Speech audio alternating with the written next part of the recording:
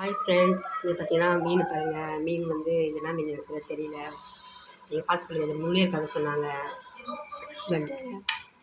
பாதி வந்து வறுக்கிறதுக்காக இருக்குது, மீதி வந்து தலைலாம் பார்த்திங்கன்னா குழம்பு வைக்கிறதுக்காக இருக்குது. இதெல்லாம் மீன் நீங்கள் சொல்லுங்கள், தெரிஞ்சால் கமெண்ட் பண்ணுங்கள். என்னோடய கை சரியில்லைன்றதா எங்கள் வீட்டுக்காரர் தாங்க க்ளீன் பண்ணி கொடுத்தாரு, கழுவியும் கொடுத்துட்டாரு. அவரே பிரித்து கொடுத்துருக்காரு பாருங்கள். இதை பாதி வறுத்துக்கோ, இதில் பாதி குழம்பு வச்சுக்கோ சொல்லிட்டு. அப்புறமா வந்து பார்த்திங்கன்னா சிக்கன் வாங்கி கொடுத்துருக்காங்க. எப்படி செய்யுதுன்னு தெரியல, என்ன செய்யுதுன்னு எனக்கு ஒன்றும் புரியல, ஏது பண்ணுறதுன்னு. ஆனால் மீனை குழம்பு வச்சுருன்னு சொல்லிட்டாரு, இது கொஞ்சம் வறுத்துருன்னு சொல்லிட்டாரு. அதான் நான் சிக்கனை தொக்கு பண்ணிடலாமான்னு பார்க்குறேன். சிக்கன், அப்புறம் மீன் வறுவல், மீன் குழம்பு.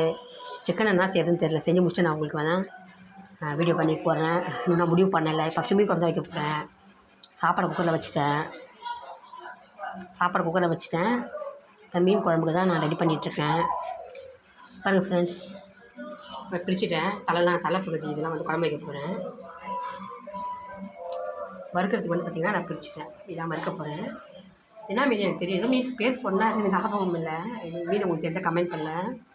இப்போ இது வறுத்துட்டு இந்த தலை பகுதி வாழ்க்கை குழம்பு வச்சுட்டு, இந்த சிக்கனை என்ன பண்ணுறது தெரியல, நான் கிரேவி பண்ணுறேன்னா இல்லை வறுக்கிறனான்னு தெரியல, பார்க்கலாம்.